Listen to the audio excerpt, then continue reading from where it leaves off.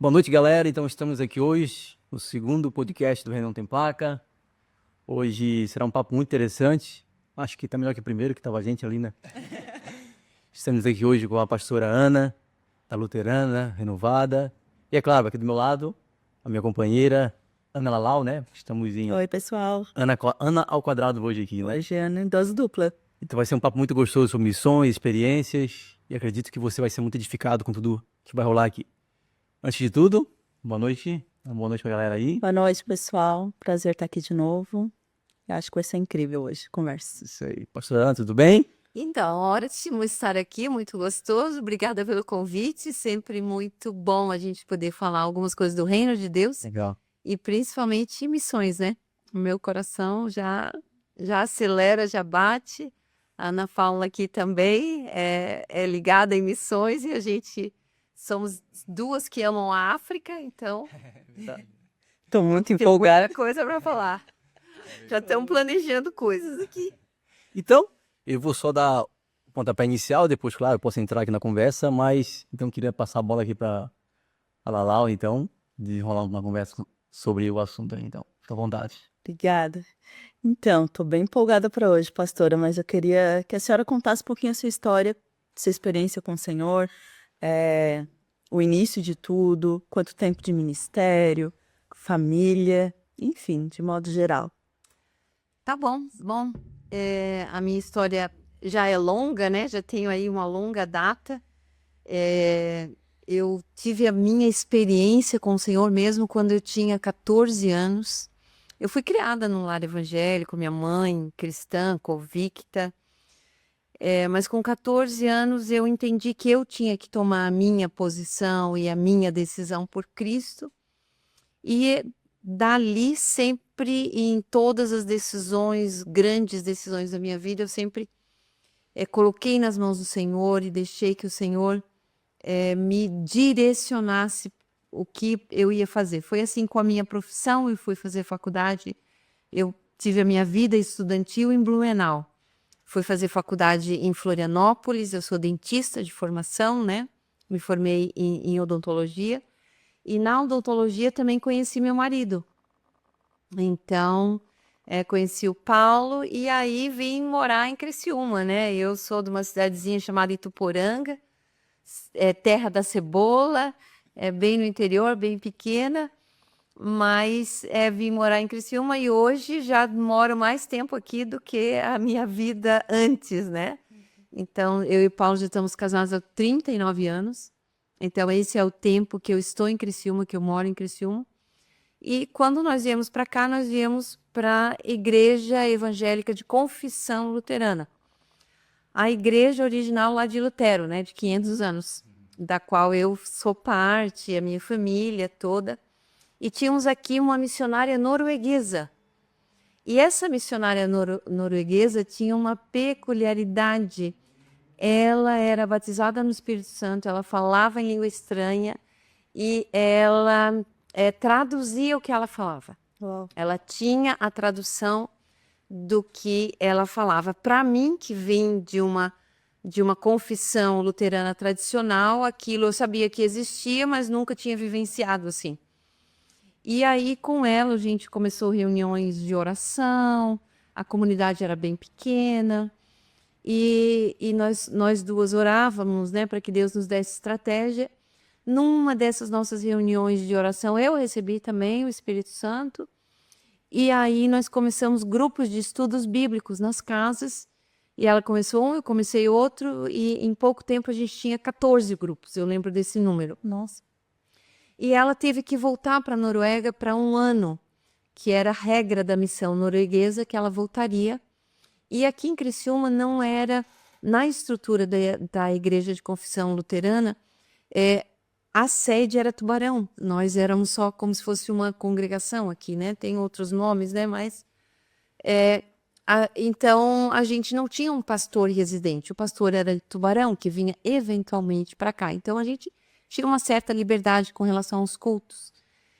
E nesse tempo que ela estava na Noruega, eu convidei um primo meu, que era um menino assim totalmente fora de festa, de bebedeira, depois é que eu fiquei sabendo até de outras coisas, tipo trabalho em cemitério, coisa arada que eu nem sabia que ele praticava. Isso ele tinha se convertido numa Assembleia de Deus em Camboriú. Depois ele até hoje ele está lá, mas ele esteve muito próximo ao pastor Cisino e todo aquele movimento dos Gideões missionários, né? Mas lá, quando ele se converteu, eu chamei ele num culto de quarta-feira que a gente tinha para que ele desse o testemunho. Ele veio e trouxe 3 que a gente chama de canelinha de fogo. Inclusive, no ano passado, eles estiveram aqui, todos estão vivos, e eles estiveram aqui vendo, né, agora a igreja. Nós estamos comemorando este ano agora 30 anos. E ele veio e ele deu o testemunho dele. Depois, aqueles senhores começaram a orar e o Espírito Santo literalmente caiu sobre toda a igreja. Muitas pessoas foram batizadas com o Espírito Santo. E aí aquilo saiu do nosso controle. E aí as pessoas queriam se batizar nas águas, que não era a regra. A gente, né, a igreja de confissão luterana, ela batiza crianças. E aí nós começamos um movimento de procurar as igrejas pentecostais, pastores que nos auxiliassem, nos ajudassem. E acabamos sendo convidados a deixar a igreja, né? Porque eles não concordavam com muitas coisas, principalmente batismo nas águas. Esse foi o ponto. Mas aí começamos a Luterana Renovada e aí estamos até hoje, né? Tá há 30 anos pregando a palavra do Senhor, buscando aquilo que Deus quer conosco. Já passamos várias fases ótimas de muito crescimento, fases difíceis, né? Questões de liderança também, muitas vezes difíceis. Mas a graça de Deus tem nos acompanhado até aqui. E eu, pelo menos, sou uma pessoa assim, muito feliz no ministério, né? Eu tenho meu marido que sempre, apesar de eu ser pastora também, num tempo onde ainda é um ambiente bastante masculino, mas hoje já temos muitas pastoras, só que geralmente elas são esposas de pastores. Então, tinha eu, a pastora Marilu, na nossa igreja, que a gente, nossos esposos nos acompanhavam, o Paulo daí principalmente, sempre foi muito apoiador do meu ministério, muito junto, e a gente sempre manteve muito claro essa questão também de autoridade, né, em casa. Sou submissa a ele, eu sou pastora aqui, mas lá ele é o sacerdote, né? Então, a gente sempre teve esses papéis muito claros, o que nos facilitou e o que também me deixou viver um ministério passando dificuldades, passando coisas muito boas e muito difíceis, mas eu sou uma pessoa feliz com o ministério que Deus me deu, sabe? Feliz mesmo, não sou muito machucada do ministério. Então, é uma alegria, é um prazer servir o Senhor, um privilégio, né? Porque nós somos chamados a ser servos do Senhor, né? Então, e estar na missão com Deus, né? Isso, para mim, é uma alegria. A minha vida é onde eu me realizo, é onde eu sou feliz. Apesar de ter a minha família, né, todos comigo, e graças a Deus todos servindo ao Senhor também, agora já na 3ª geração, né, os netinhos já estão aí também, então, mas é um muito, muito, muito gostoso, né, esse viver com o Senhor. Aquela decisão lá dos 14 anos, né, hoje eu tenho 61, e eu só posso dizer assim, vale muito a pena, né, e é a melhor coisa que a gente pode fazer na vida é decidir pelo Senhor. Não esquecendo também que é uma decisão para a eternidade, né? E nós não podemos esquecer disso, né? Que é uma decisão primordial para quem quer ser salvo, para quem quer mesmo ir morar no céu, né? Às vezes nós estamos vivendo muitas vezes um evangelho muito voltado para cá, né? Para a terra. Mas nós não podemos esquecer que o evangelho é eterno, é para a eternidade, né? Não finda nessa vida, né? Nós já estamos, nós que somos cristãos, né, convictos, aceitamos Jesus, nós já estamos vivendo a vida eterna, a gente não tem dúvida disso, né? Então, isso é importante também que a gente sempre esteja atento. Amém. Legal, interessante que eu não sabia, mas o começo da conversão, então, é fruto de uma missão, né? Que ela, missionária, né? Missionária norueguesa, com A certeza. chama foi acesa de repente ali, despertada ali, né? Legal, Isso, legal. é. E é tão legal porque no ano passado eu estive no aniversário da igreja lá com eles, na Luterana, e eu conheci esses 3 canelinhas de fogo. Me colocaram para pregar com eles presente, acredita? Eu tremi tanto, mas o fato é que eu gosto muito de ouvir a história, pastora, de pessoas que estão há um bom tempo na caminhada cristã, quem já está há mais tempo que a gente e tal, porque essas histórias de longevidade com o Senhor, elas me encantam. E foi isso que eu conversei com eles também no ano passado, vai fazer um ano agora. Isso.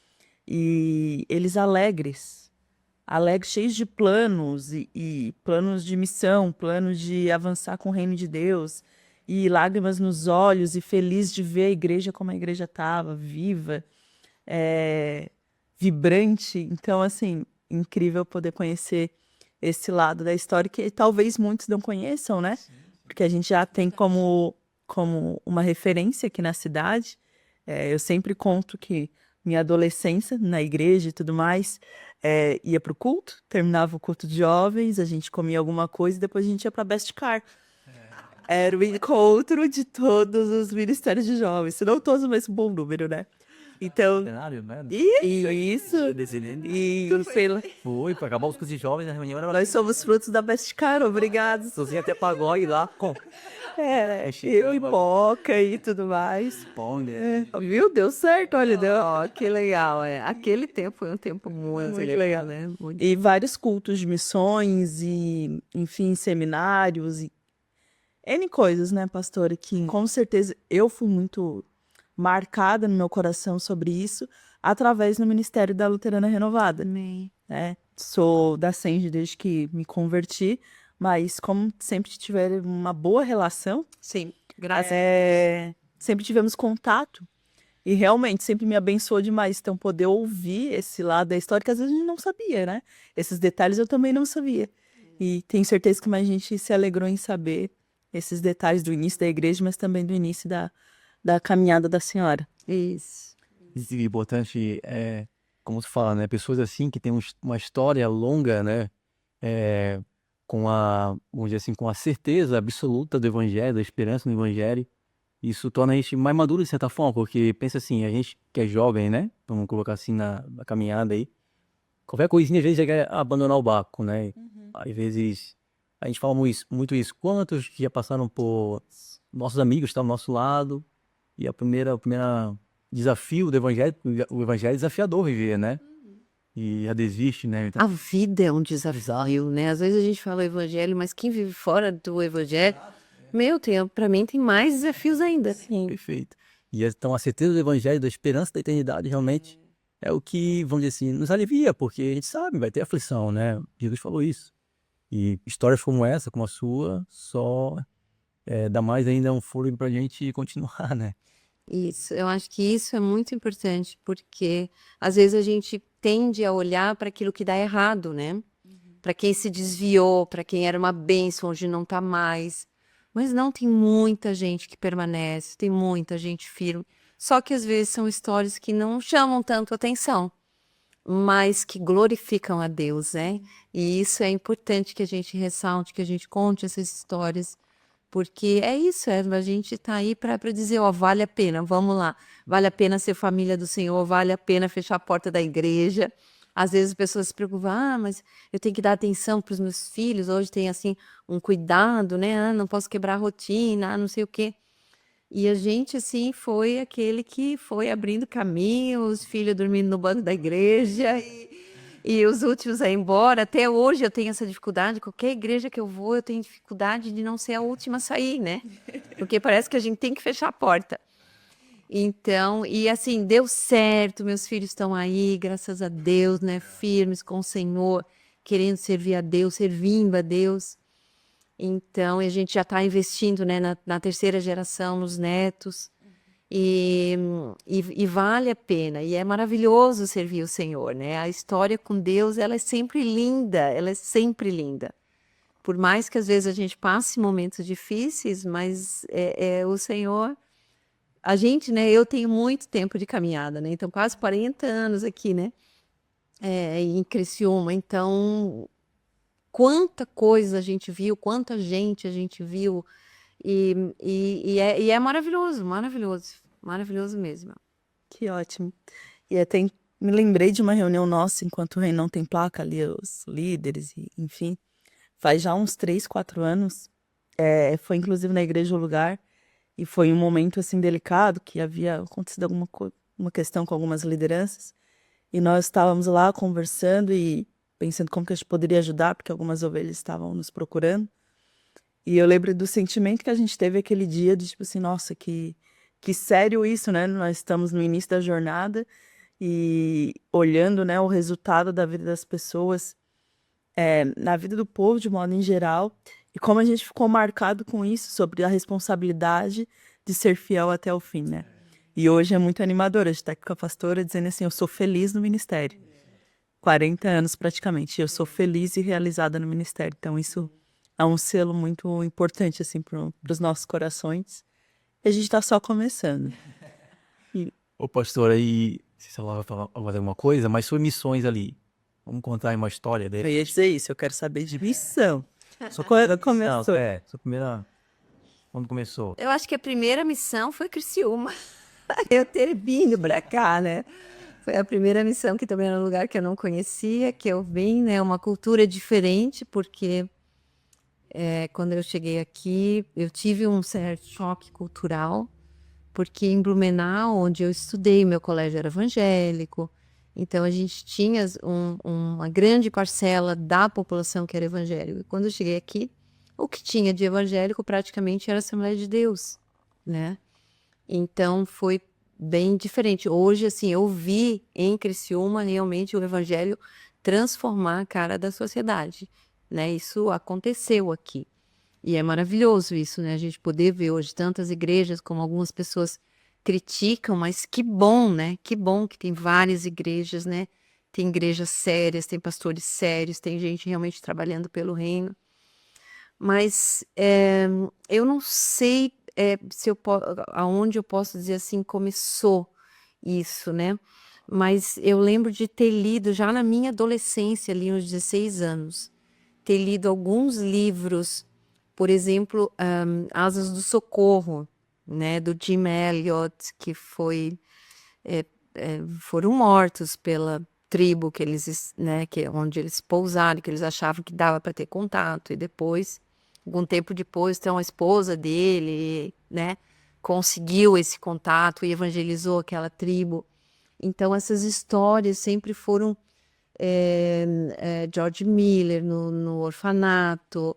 Então várias histórias que para mim assim me chamavam muito a atenção.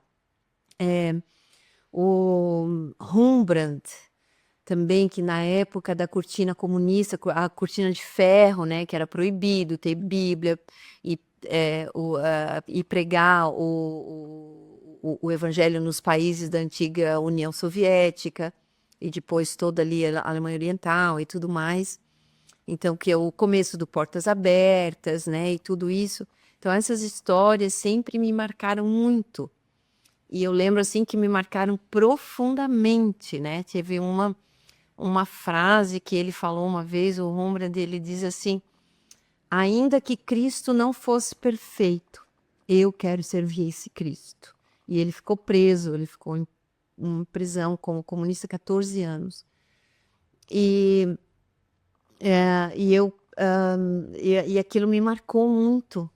E eu dizia, puxa, Cristo também não precisa ser perfeito para mim, né? Mas eu quero o Senhor. E Deus, e Ele sempre me deu essa graça de, quando nós tivemos aqui em Criciúma grandes congressos missionários, né?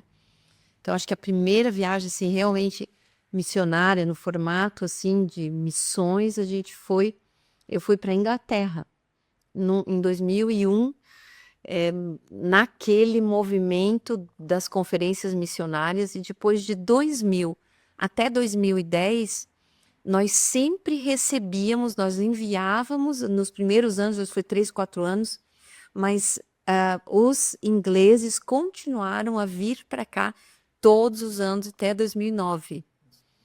Então, naquela época eu já falava inglês, então eu, né, estava sempre entendia isso, que eu tinha que dar ferramentas para Deus me usar, então eu aprendi inglês. Hoje já muita gente fala, né, mas naquela época, 25 anos atrás, não era muita gente que falava, né? Então eu já tinha contato com esse pessoal, eu já tinha ido lá e a gente eu tenho assim o Colin, um deles, Colin Easton, ele e a esposa marcaram a minha vida, assim, em todos os aspectos, sabe? Em termos de evangelho, em termos de simplicidade, em termos de humildade, em termos de missões. Porque por 10 anos eles vinham para cá, traziam palavras proféticas, palavras de ensino. Então, e a gente ia para lá, né, ver a realidade já da Europa decadente, a igreja decadente, igrejas sendo transformadas em palcos de show, e às vezes até em lugares de rituais macabros.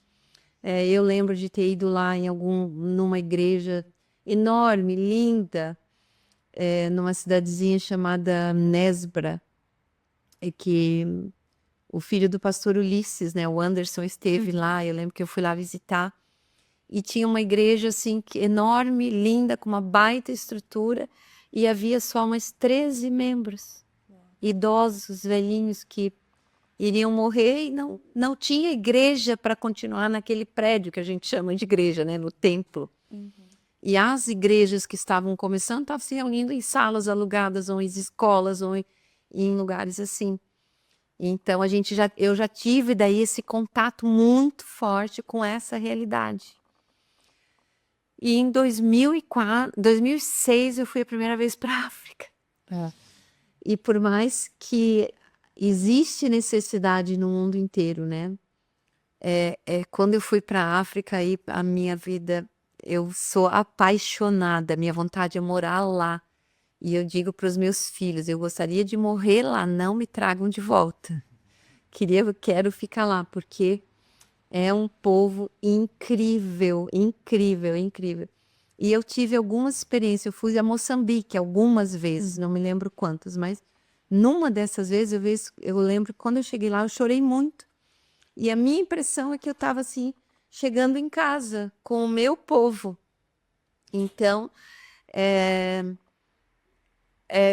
eu brinco, né, com as pessoas que eu sou de cor branca, mas a minha alma é negra, porque eu amo aquele povo e parece que aquela é a minha casa. Aquele ali é o meu lar, e eu não preciso fazer nada, eu posso ficar só olhando aquelas mulheres com filho nas costas, com as roupas coloridas, carregando coisa na cabeça, andando, né, toda a vida a pé, na rua. Então, e apesar de a gente ver muita necessidade, muita pobreza, pobreza extrema, mas é um lugar que me encanta, diferente de outros lugares, por exemplo, como a Índia. Então, já a Índia, eu fui 2 vezes em missão, e é um lugar incrível, né? Uma cultura incrível, mas um lugar que assim que eu digo para o Senhor assim, se o Senhor não precisar de mim, o Senhor não precisa me fazer voltar. Se o Senhor me chamar, eu vou, eu obedeço, né? Mas não é um lugar que tem o meu coração como tem a África, né? Então, e já tem outras pessoas que eu conheço que não, né? Que amam a Índia e que se puder estariam lá morando na Índia. Dura pela pessoa, essa recepção? Não, assim, pessoas maravilhosas, pessoas simples, mas essa cultura das castas traz um peso espiritual incrível, e é uma coisa que parece que vai além da pobreza, sabe? Tu vê a pobreza espiritual mesmo, aquelas cadeias, né? O pastor José Rodrigues, ele diz assim, lá na Índia parece que a gente consegue cortar o ar com uma faca, de tão pesado. Então, tu vai lá perto do Ganges, por exemplo, o que tem de pessoas deformadas, o que tem de, sabe, aquela coisa, né, de cremar, das viúvas, aquela prisão espiritual ali, aquilo ali é muito terrível, sabe? São 3.000 anos de cultura, né, que precisa ser rompida e realmente é muito difícil. E a Índia precisa muito das nossas orações, precisa muito de missionários, precisa muito de gente vocacionada que vá lá, né? Porque é um caldeirão cultural também, apesar de ter uma linha cultural básica, mas são 18 línguas oficiais. Então, né, muitas regiões não se conversam, não tem língua para conversar. Muita gente fala o hindi e o inglês, né? Mas 70% é rural. Então, assim, existe, e depois é uma superpopulação, né? São 1,5 bilhão de pessoas, onde a gente vai ter 200 milhões, um Brasil de gente bem. Por isso a Índia desponta em vários lugares econômicos, ninguém imagina que tem um pouquinho mais de gente ali, mas é 1 bilhão de pobres. De pobres, são pelo menos 900 milhões de pobres, que são a casta mais baixa, os Sudras e os Dalits, que não fazem nem parte do sistema de caste, que não são, né, são fora, são menos do que humanos, né, para eles. Então, é muita gente, é muita gente. A gente não tem noção disso, porque a gente olha, vê os dados da Índia dos 200 milhões, que é compatível com o Brasil, né? Então, se me deixar falando, eu vou ficar falando, tá? Você vai falar. Mas pode perguntar. É bem melhor assim. Mas pode perguntar. Eu já fiz 20 anos de TV, né? Com entrevista. Então, a pior coisa é você chamar alguém que você faz uma pergunta e ela te responde sim, não, e acabou. É verdade. Para quem tá gravando, assim, né? Eu tô viajando junto com ela. Ela vai falando, eu vou imaginando os lugares. Eu ia falar, Incrível, é incrível. Então, desses 2 países aí, dá pra ver, então, que aí realmente, o próprio evangelho é mais borreado, assim. Muito, muito, porque hoje, né, o primeiro-ministro Modi, ele é um radical hindu e ele promove reconversões. Então, ele promove festivais de gente que é convertido ou ao islamismo, que é mais ou menos 11%, ou ao cristianismo, menos de 3%, para que se reconvertam. E houve uma perseguição estava muito grande com relação aos missionários. A maioria teve que deixar o país há uns anos. E hoje ainda lá é muito difícil. Então, a gente precisa ter mais estratégia para chegar lá. E são muitos povos não alcançados, né? Uma das coisas que eu acho importante, né, a gente falar é que a questão da missão, agora eu vou ser um pouquinho mais teórica. Se eu posso, acho importante falar isso. Que não deveria ser um departamento da igreja, né? Porque a gente precisa entender e ter esse entendimento que a missão é o que Deus nos deu. E a missão é dele. E ele vai cumprir a missão, né? Porque se a gente olhar o livro de Apocalipse, já está escrito que lá vão estar diante do trono dele, glorificando a ele, todo povo, toda língua, toda etnia, toda nação.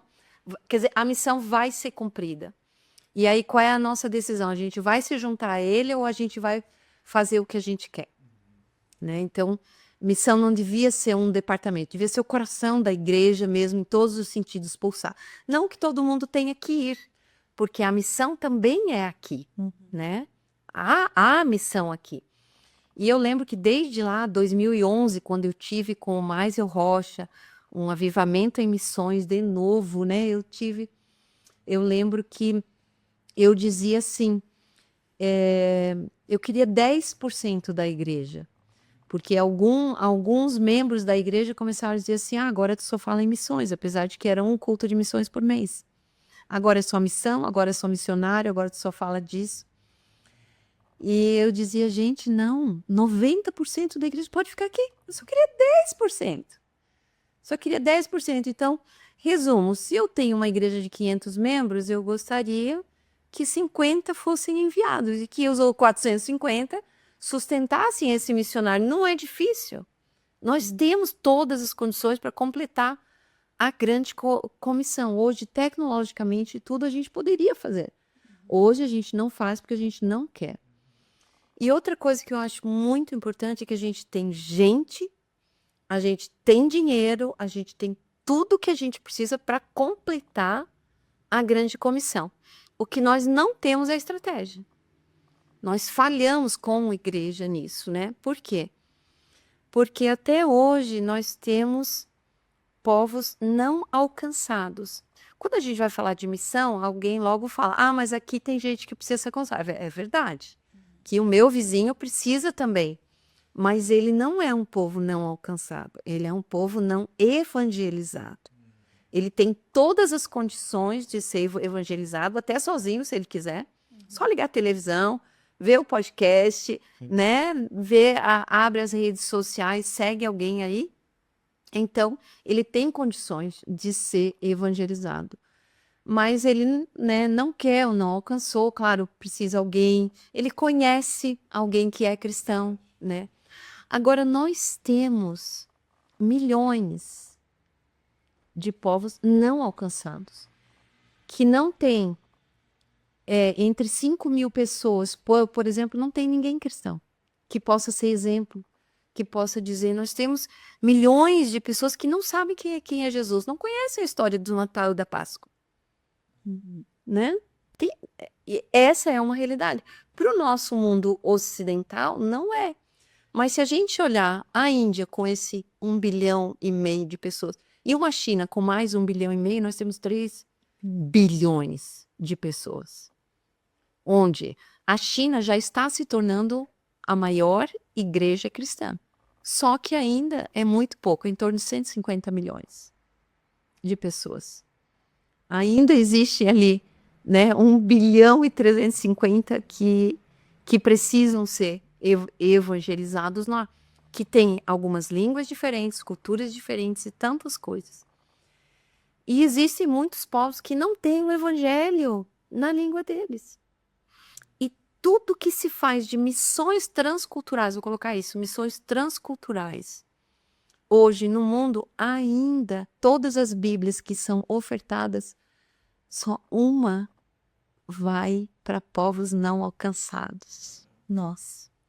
Dos missionários, pouquíssimos vão para povos não alcançados, onde as pessoas não têm chance, onde as pessoas não têm oportunidade de tomar uma decisão. Eu lembro de um missionário, uma vez de Hong Kong, que teve em Porto Alegre. Aquela frase também nunca saiu de mim. Ele disse assim, parem de evangelizar os brasileiros que já ouviram falar de Jesus 300, 500, 1.000 vezes na vida e não querem. Venham para a China, ele dizia, porque lá tem gente que nunca ouviu, não tem a oportunidade de tomar uma decisão, de querer conhecer a Cristo. Então, nos falta, como igreja ocidental, estratégia. Estratégia, porque, sabe, será que a gente não podia dar 10% das nossas igrejas de pessoas?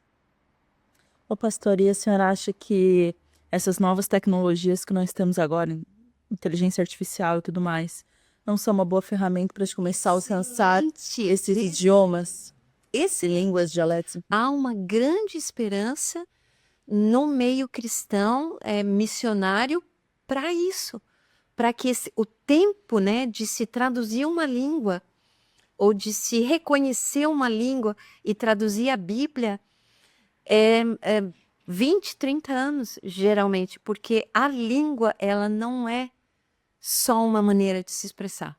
Ela revela muito do pensamento daquele povo, revela muito da cultura daquele povo, de como aquele povo se expressa, não só pelas palavras, né? Então, a língua é uma coisa complexa. E há uma grande esperança de que a IA, né, a inteligência artificial vai fazer esse trabalho muito rápido. Muito rápido. Então, a gente está com muita esperança. Como eu falei, esses dados, eles são alarmantes, mas eles não são para nos desanimar. Ao contrário, são para nos animar, que a gente precisa trabalhar, As ferramentas estão aí, Deus está fazendo, sabe? Porque às vezes a gente não tem notícia, por exemplo, de como a igreja cresce no Irã. O Irã hoje é um dos lugares onde a igreja mais cresce. Só que a igreja é subterrânea. Não temos dados reais, mas a gente sabe. Tem dados de movimentos, né? O que nós chamamos de movimento de conversão, de evangelismo. São quando realmente mais de 1.000 pessoas tiveram um encontro com Cristo. Então, a multiplicação de movimentos nas últimas 2 décadas entre os povos muçulmanos, por exemplo, é alarmante para eles. Tem muitos movimentos cristãos dentro dos povos muçulmanos, sabe? É lindo de ver, né? Porque Jesus ele sempre disse que se a gente não clamasse, as pedras clamariam, né? Então, nesses lugares, pessoas têm sonhos. Nós tivemos num congresso, numa conferência missionária aqui, um casal de refugiados egípcios. A gente chama eles de Maria e João, eles não têm esse nome, mas é um nome que eles adquiriram brasileiros porque eles realmente eram extremamente perseguidos. No Egito, eles conseguiram fugir de lá e a história deles é linda, assim, de uma maneira totalmente milagrosa. Eles só saíram também e fugiram do Egito por quê? Eu lembro da filha deles me contando isso. Porque a gente vê as histórias e às vezes a gente não se dá conta de algumas coisas. E esse casal, um dia eu convidei a filha, a Simone na época tinha, sei lá, 16 anos, 15, 16 anos, para vir passar umas férias aqui, porque eles estavam tentando fazer a vida deles em Belo Horizonte. E ela veio, então, ficou uma semana, acho que uns 15 dias aqui na minha casa, na praia, no verão.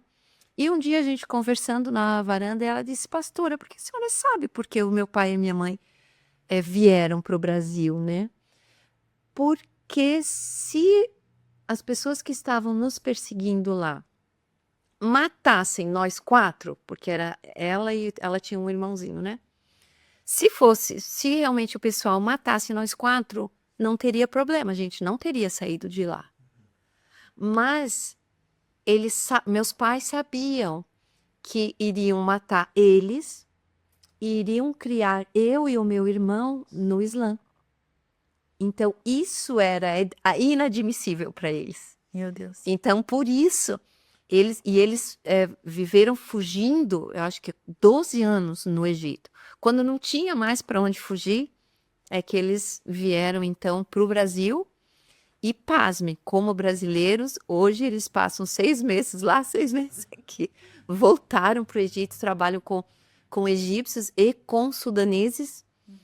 Então, e com outras etnias e nações ali perto. E a conversão dela foi que ela sonhou, Jesus visitou ela. E ela não conhecia, e ele disse para ela, eu sou o caminho, a verdade e a vida. Meu Deus. E aí ela foi, e o marido dela estava começando a ler o evangelho que um primo tinha dado escondido para ele. E ele disse, isso foi Jesus que disse. Então aquele homem de branco, era ele, sabe? E depois, e ela teve uma segunda, uma cura, né? Uma cura milagrosa, assim, que eu amputar o pé dela, porque ela tentou se matar, caiu, e nisso Jesus, o pé dela estava apodrecendo, né?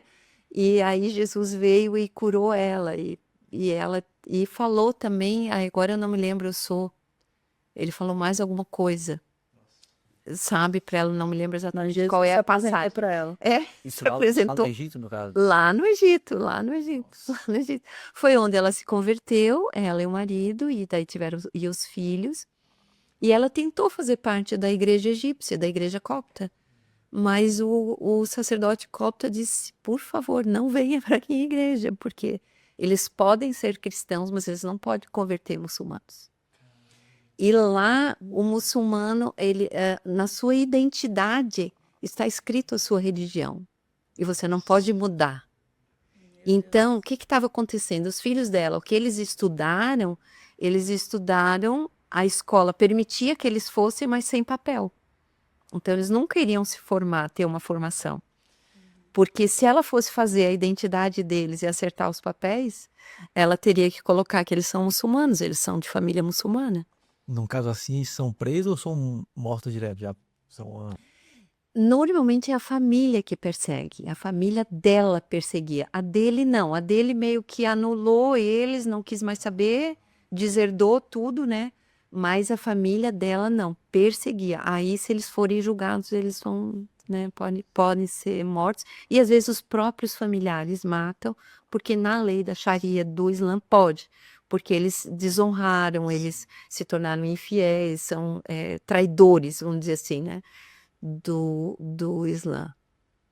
Mas criam as crianças, e esse é o desespero no Afeganistão e em vários lugares, porque eles matam os pais e as crianças colocam para ser criadas no Islã, né? A escola islâmica é a madraça. Eles só aprendem, eles não aprendem nada nas escolas, aprendem o Corão. É. E nós não queremos ensinar a Bíblia para os nossos, né? Ô, pastora, avaliando esse tempo, né, de missões, vamos dizer assim, pelo menos na minha visão, parece que antigamente existia mais missionário. Na minha conversão, não sei se vinha muito mais missionário tipo, nas igrejas pregar, né, ministrar. E hoje, né, eu sou de Belém do Pará, mas quando cheguei em Cristo, eu ainda ia em igrejas que eu... vai receber um missionário da África, um missionário da Coreia, enfim, né? Aí a gente ia para receber, para ouvir a palavra. E hoje parece que não se vê tanto. Você acha, na sua concepção, que diminuiu? Não diminuiu. Vamos dizer assim, não diminuiu no Brasil, né? Vamos falar em termos de Brasil. No Brasil, nós ainda estamos aumentando muito pouco. A nossa capacidade missionária, ela é infinitamente maior do que hoje nós exercemos. Nos Estados Unidos houve sim uma retração, né? A Igreja Batista do Sul, que era quem mais enviava missionários hoje, né? A questão geopolítica do mundo mudou um pouco, né? Os chineses têm uma visão missionária incrível, os coreanos têm uma visão missionária incrível, eles também são igrejas que crescem muito. Então, e o Brasil ainda está em crescimento. Porém, a nossa capacidade é muito maior. E hoje, o que se sente, né? Quem olha o mundo nesse termos de missão, olha que Deus mudou o hemisfério praticamente em questão de missões. E o mundo olha para o Brasil como realmente um grande celeiro missionário. Por quê? Porque nós temos brasileiros de tudo quanto é tipo, de tudo quanto é cor, de tudo quanto é raça, né? Você pode ter um brasileiro com cara de japonês, filho de japoneses, né? Você tem um brasileiro assim, lindo como a Ana, negro, você tem branquinho de olho azul, você tem, né, mais indígena, sabe? Né? Temos essa mistura toda que nós temos, né? Nós somos um dos países mais miscigenados do mundo e isso é maravilhoso. Então, nós somos bem-vindos em quase todos os lugares do mundo, sabe? Então, apesar de que brasileiro muitas vezes lá fora faz coisas que não deveria fazer, né? Brasileiro, não missionário, né? Mas o que às vezes em alguns lugares né, eles olham um pouquinho meio com uma certa reserva. Mas ele é bem-vindo, ninguém tem nada contra brasileiro, nós nunca, sabe, a gente nunca teve guerra, a gente nunca teve nada disso, ao contrário dos americanos, né? Sim. Então, que não são tão bem-quistos, né? E hoje a questão geopolítica está cada vez mais difícil. Então, há mais abertura para nós brasileiros, sabe? Então, nós precisamos estrategicamente que a igreja se mobilize e prepare e envie missionários brasileiros, famílias, principalmente famílias. E só que, infelizmente, hoje a gente pensa assim, né, missionário a gente pensa mandar alguém sozinho, né? Porque, claro, é mais caro mandar a mulher, os 3 filhos, 4 filhos, 5 filhos, quem sabe, né? Tô sendo aqui. Conheço alguém. 5 filhos, conheço uma família. Então, Alô, família Barchinski, vão pra missão. isso, é. Então eu creio que a gente precisa voltar esse retorno de a gente entender que a nossa vida não é aqui, que Deus continua vocacionando missionários transculturais, né? Que talvez vão passar anos, né? Como eu tive num curso missionário que a gente quer trazer, já vou adiantar aqui um pouquinho. É um curso não é só um curso, né? É um movimento de mobilização missionária que se chama Perspectivas. Então, provavelmente ano que vem nós vamos começar a primeira turma aqui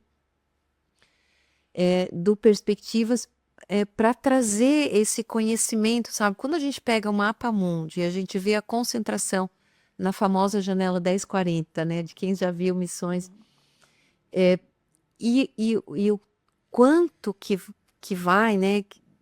O quanto de Bíblia que vai para os não alcançados, o quanto de dinheiro que vai, sabe? Se a gente olhar dos Estados Unidos, o que eles investem em missões, 2 centavos Cara, de cada dólar vai para os não alcançados. O resto vai para missões, sim, mas missões onde são povos não evangelizados, têm acesso, mas não, né? Mas não são povos não alcançados. Então a gente precisa dessa estratégia, a gente precisa ser alertado disso, para a gente se posicionar, porque se fala tanto em posicionamento diante de Deus hoje, né? Então a gente precisa se posicionar com relação a isso, né? Nós temos irmãos morrendo sem ter a oportunidade de decidir. Nós temos ao nosso redor muita gente que, por enquanto, está decidindo não querer, né? sim. Infelizmente. Falhas, né? E é claro que a gente pode e a gente deve também pensar em missões para o meu vizinho, né? A gente pode e deve. E o movimento Perspectivas, ele também traz isso, sabe? Traz ferramentas para a gente entender que quem vai evangelizar o meu vizinho? Ah, é a internet? É o rádio? É a televisão? Né? Vamos botar assim, Viviane Martinello? Quem tem que evangelizar o meu vizinho? Sou eu. Eu tenho que evangelizar. Eu preciso ser um instrumento de Deus, né? E entender que é para a glória de Deus, não é para a glória de ninguém, mas é para que Deus seja glorificado, né? Deus se importa com isso, né? Deus quer ser glorificado por todos os povos, por todas as nações, né? Porque Ele derrama sobre nós a sua glória, né? Nos enviou Jesus. Então Ele merece, Ele é digno, né, dessa honra e dessa glória. E a nossa missão é essa, né? Que Ele seja glorificado. Então, Que aula, né? Nossa, ela tá quase acabando. O coração fica em chamas. A gente vai ter que realmente chamar mais um segundo. Não, já tá marcado, pelo amor de Deus. segundo turno. Eles lembraram uns 15 minutinhos, fiquei falando alguma coisa. Mas, pastor, assim, pra gente caminhar pro final, como envolver o coração, então, dos jovens? Como a senhora vê? Envolver o coração dos jovens, trazer eles para esse lugar de amar a missão, de amar o perdido, de amar a pregação do evangelho, de se comprometer realmente com o cumprimento da grande comissão. Porque me parece, muitas vezes, que a questão dos jovens só é visto assim, vamos fazer um trabalho com jovens na igreja, um ministério de jovens, o culto e tal, para eles terem o que fazer e não ir para o mundo, né? E eu penso que, não, o evangelho é muito maior que isso. Muito. Ele é muito maior que isso. E o desafio de envolver esses corações, de fazer com que eles se comprometam com o Senhor, primariamente, né? Que eles entendam a grande comissão, que eles se sintam parte disso. Na visão da senhora, como que a gente pode fomentar isso entre a juventude da igreja? Isso. Eu colocaria que primeiro a gente tem que olhar a igreja. Se a gente olhar para Atos capítulo 13, quando Paulo e Barnabé são enviados pela igreja de Antioquia, então o Espírito Santo os enviou, né? E eles foram e ficou uma igreja. Então a gente sempre tem que entender isso, que essas duas igrejas, a que vai e a que fica, ela precisa ser elas precisam estar coexistindo sempre junto, para que não falte o testemunho de quem foi, sabe? Para que não falte a referência, para que os jovens tenham essa referência. E outra questão estratégica das nossas igrejas, que eu vou ser bem sincera, que me caiu nesse curso Perspectivas que eu fiz, que as nossas programações, quando a gente faz programa de missões para a igreja, a gente só mobiliza quem já é mobilizado. A gente não tem a estratégia de mobilizar quem não é mobilizado. Como fazer isso? Deus nos deu inteligência e criatividade e a gente precisa fazer isso. Mas isso, se eu fizer um culto missionário, quem vai?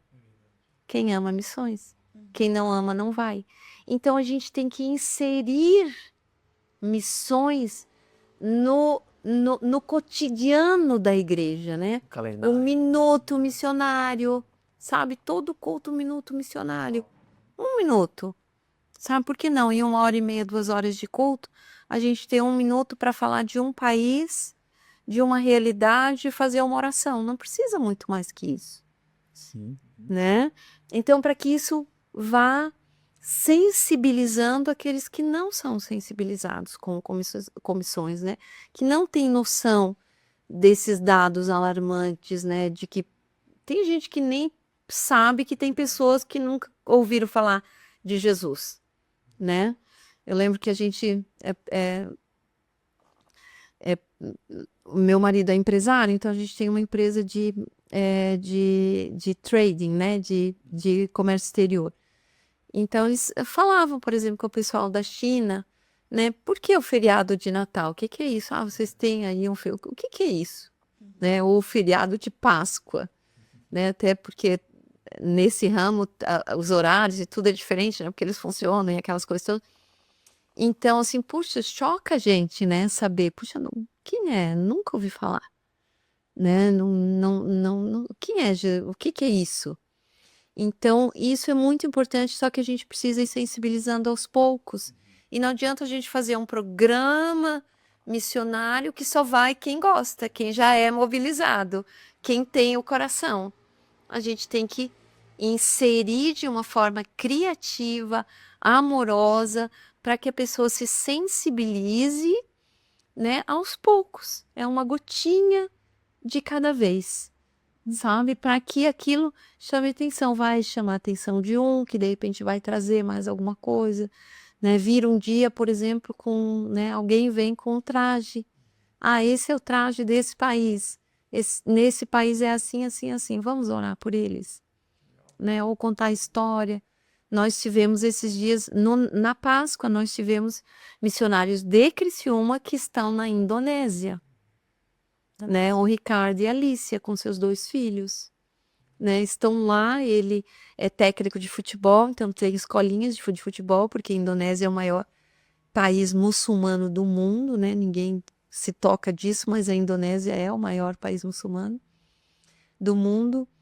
E é um lugar, né, que pode ir quem gosta de surf, pode ir quem gosta de esportes radicais e tantas coisas que pode ir. E nesses lugares tem que ir, não para lá plantar uma placa de igreja, né? Tem que ir porque vai ganhar algumas pessoas. E essas pessoas vão ganhar os seus nativos. A importância de plantar uma igreja nativa e que esses nativos vão ganhar os seus irmãos, os seus vizinhos, né? Então, Conversa gostosa. Pois é, passa rápido. então fica a dica, né? Quer ver outra dica bem que eu e o Paulo temos feito? Lá em casa a gente tem feito isso, que a gente foi despertado para isso. É que a gente faz na igreja muita coisa que Jesus não mandou. E às vezes o que ele mandou a gente não faz, né? Então, por exemplo, ele mandou orar por trabalhadores para a SEAS. Mas quantas vezes a gente ora por isso? Então, uma dessas passagens está em Lucas 10, 2. Então, todos os dias, às 10h02 da manhã, o meu relógio desperta. E normalmente se eu e o Paulo estamos juntos, a gente, ou quem está, ou onde eu estou, se eu estou numa reunião de trabalho, se eu estou fazendo qualquer coisa, gente, é o meu horário de orar por trabalhadores para a obra do Senhor. Então vamos parar tudo aqui, vamos orar. Um minutinho, uma oração, sabe? Isso já despertou tantas pessoas. Puxa, eu achei tão legal tu botar o relógio para despertar. Os muçulmanos, eles oram 5 vezes por dia, eles param o trabalho, eles exigem que parem o seu trabalho para eles se ajoelharem na direção de Meca e orar. Uma vez eu tava no aeroporto e o muçulmano parou, se não me engano foi 6 horas, você orava certinho, no aeroporto e começou a... Aí agora me chocou, né, cara? O cara é comprometido com... Não é? Ah, E por que nós não somos?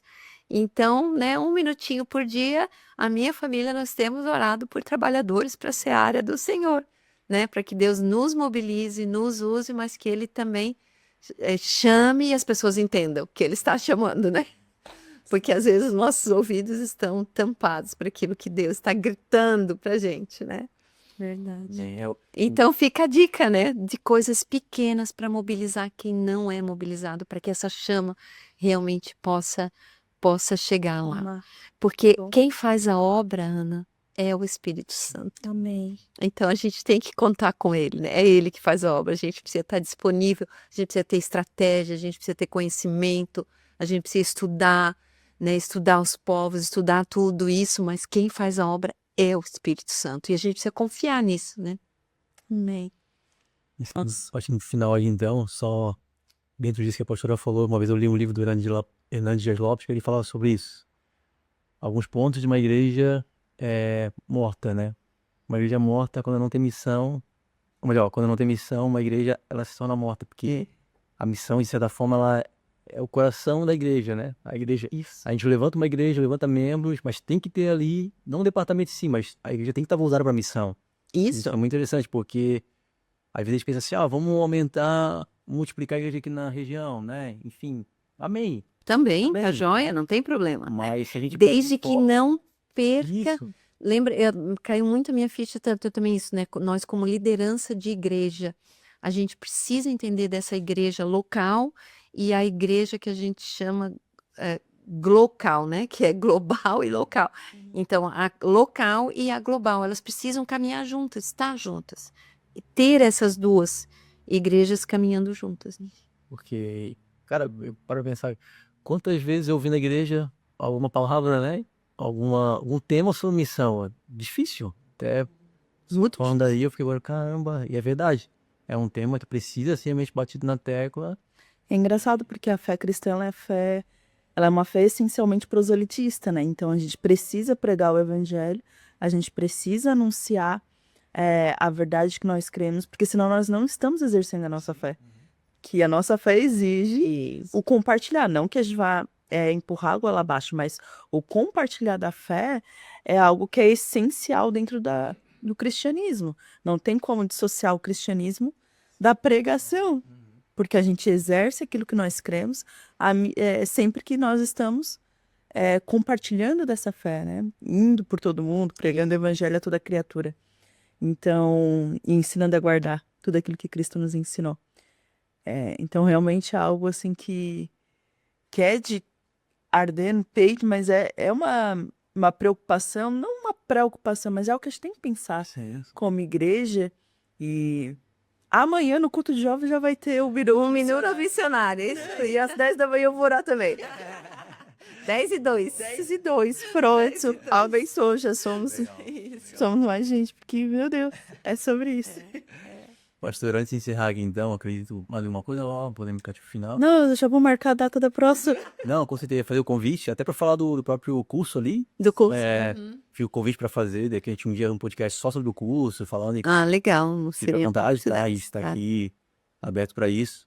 Mas que deixasse um recado então para as igrejas, enfim, para os jovens, né? Para onde não tem placa. Isso. Um recado sobre missões, para que a gente possa realmente não só refletir, mas incendiar nosso coração, né? Poxa, dá vontade de pegar uma câmera, sou fotógrafo, pegar uma câmera e ir embora. Uau! Pegar pra tua e vamos. É uma coisa incrível a fotografia, porque Eu sigo um casal fotógrafo que é missionário. Não me lembro agora qual é o país. E eu acompanho a fotografia deles e tal. Eu comecei, né, tipo, na fotografia, que a gente tinha um projeto de evangelismo na tribo indígena, e eu comecei fotografia fotografando a tribo indígena ali, né? Ah, que Não legal. falavam isso, teu olhar é legal e tal. Aí depois eu fui pro business. Depois eu comecei a trabalhar com isso. Mas eu sou apaixonado por fotografia justamente por esse olhar, assim, né? De extrair, enfim. Mas deixa um recado, então, pra igreja, pro Reino Não Tem Placa, sobre missões. Então, Acender essa o reino não tem placa mesmo, né? Em missões isso é primordial, sabe? Esse nome é maravilhoso, porque em missões o reino não pode ter placa, né? A gente aprende, né, em missões a valorizar algumas coisas que às vezes aqui a gente despreza.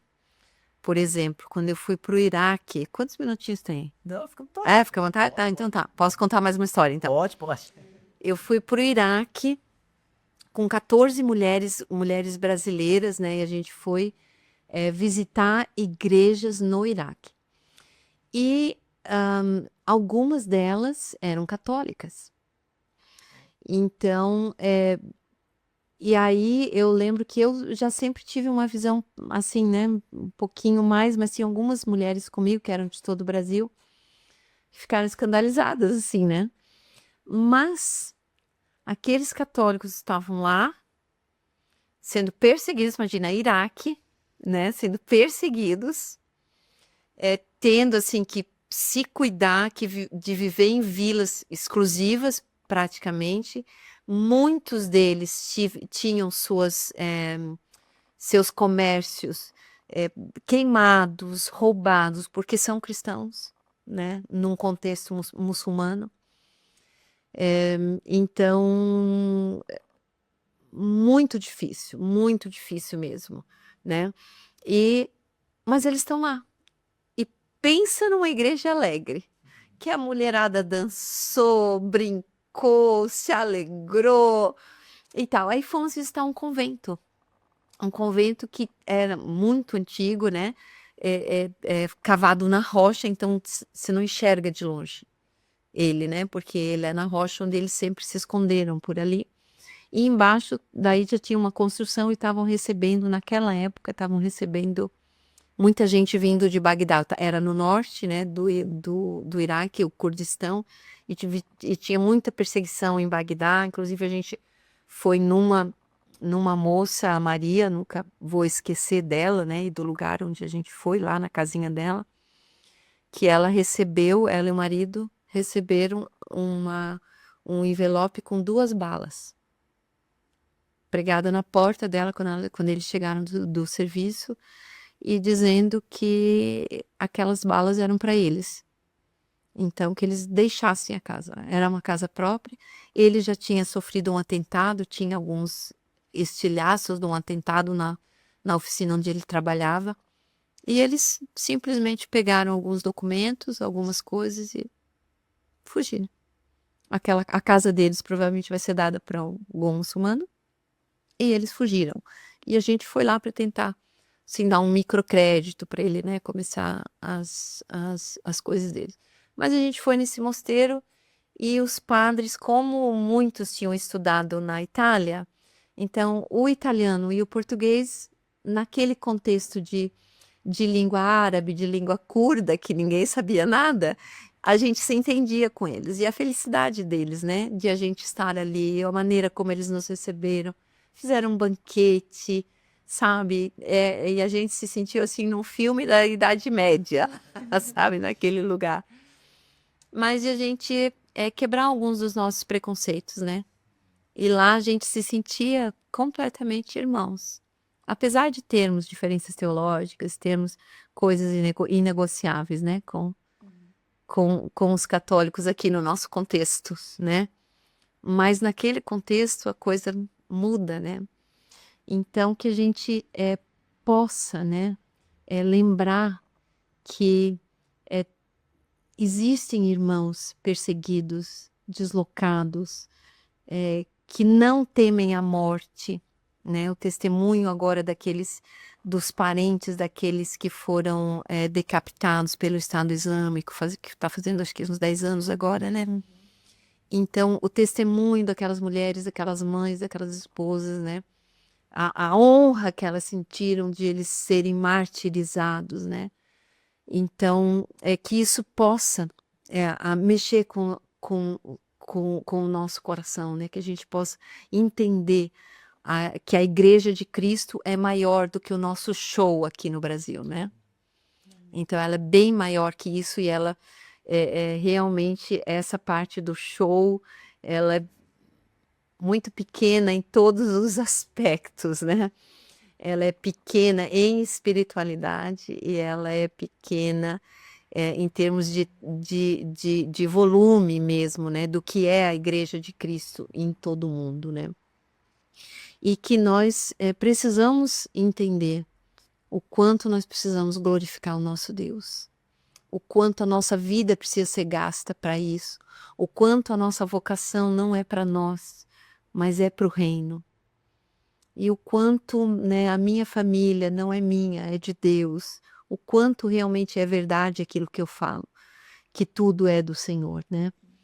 Mas eu tenho muitas reservas, né? Eu quero muito fazer as coisas do meu jeito, mas que a gente possa saber que a missão vai ser cumprida. Deus não vai falhar. Ele não falha nunca. E o que eu posso dizer assim, venha para esse time, né? Venha com tudo que você é, que você tem, e até com o que você não tem, para que e se coloque à disposição, né? Coloque seus dons e talentos. Eu lembro que lá atrás, eu vou aprender inglês, porque eu sei que eu preciso botar isso na mão de Deus, né? Para que Deus possa me usar um pouco mais, né? Com relação a isso e tantas coisas. Então, que a gente possa lembrar disso, que o reino não tem placas, que o reino é muito amplo, é muito lindo, que Deus é maravilhoso e a gente não pode ficar só com o nosso mundinho e só com o nosso show particular ou na televisão, né? Não, há tantas coisas incríveis, profundas, maravilhosas para viver em Deus que a gente não pode viver no raso. E infelizmente nós vivemos hoje muitas coisas rasas, né? Mas a palavra de Deus ela é profunda e ela quer nos levar para águas mais profundas, né? Deus é extremamente profundo e é tão linda essa jornada, tão linda que a gente não pode ficar no raso. Se aprofunde, por favor. Essa é a minha mensagem. Olha que incrível. E tudo com um sorriso largo no rosto. Porque encanta, né? É encantador, né? Poder falar disso, poder crer nisso, poder viver isso e saber que isso é verdade. Glória a Deus, glória a Deus. Amém, Ana? Amém. Isso aí. Como é que dorme agora depois de sair daqui? Pastora, muito obrigado. Imagina, Então, tá. sempre à disposição. Quando ela falou, né? A pastora Ana fica muito feliz, a gente ficou muito feliz, né? Claro. Porque é um projeto novo, então... Praticamente, assim, a primeira convidada, porque o primeiro foi só um bate-papo meio aqui, nosso aqui, né? Pra testar. Tá E bom. com certeza vai edificar muita gente, já nos edificou, né? E com certeza creio que missionários serão levantados. Amém, amém, creio nisso. Amém. Amém. Queremos agradecer, então, aos nossos patrocinadores que não temos. Gente, é isso aí. Espero que você tenha gostado desse episódio. Quer deixar algum recado, Ana? Não, tô coração em chamas aqui, mas a gente se vê em breve. É isso aí, até o próximo. E deixa o seu like, se inscreve no canal, que agora temos canal. A gente tem um canal. E segue a gente no Instagram aí, beleza? Valeu!